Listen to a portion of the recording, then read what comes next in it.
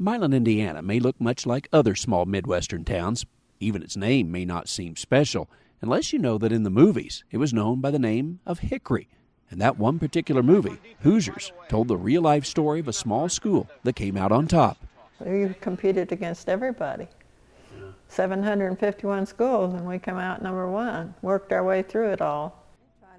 At the time, Indiana did not separate schools by size, so everyone competed together. You can still see the huge handwritten bracket here at the Milan 1954 Hoosiers Museum that shows the team's path to the championship. Rosalind began collecting memorabilia about the hometown heroes years ago, and it eventually turned into this museum. All of them were friends and neighbors, the boys that played on this team. And we still call these 80-year-old men boys because we love them so much. But they just were small town, and anybody that's lived in a small town knows what it's like. And they lived in the rural area, most of them around the town. Most of the young men on the team had played together for all of their lives. 4 in particular played basketball on their farm when the work was done. A hoop on the barn served as the goal. That dirt court would influence the way they played. And they practiced all the time and played together. They didn't know they were going to do what they done.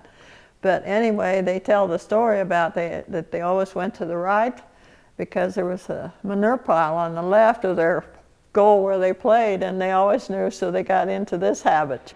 In the movie, Gene Hackman portrays an older coach with a checkered past.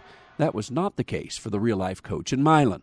Well, the coach, Marvin Wood, came here. It was his second year here when they won the final, the 1954. But he had coached here, and he was only 26 years old when he came.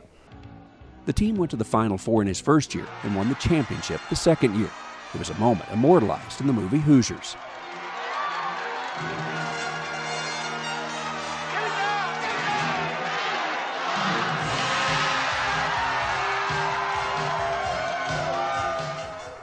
And here at the museum, you can see and hear the real game against Muncie Central. He's dribbling around, 10 seconds, 9 seconds.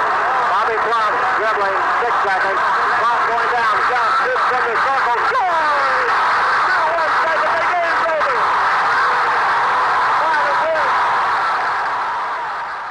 After winning the championship, the team stayed in Indianapolis on Saturday night and returned home on Sunday.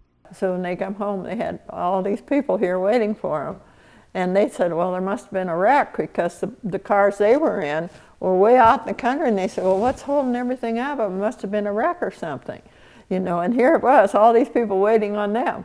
Do you want my Phoenix address on? And ever since that game, the fans seem to just keep coming from across the nation and around the world to this museum where they remember a little town that beat the big city schools and won the Hoosier State's basketball crown.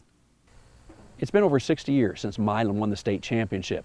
And although the paint on the water tower has faded, the memories have not. A fact that still brings hundreds of people here each year to this museum to pay tribute to a team immortalized in the movie Hoosiers. Traveling the countryside in Milan, Indiana, I'm Andrew McCrae.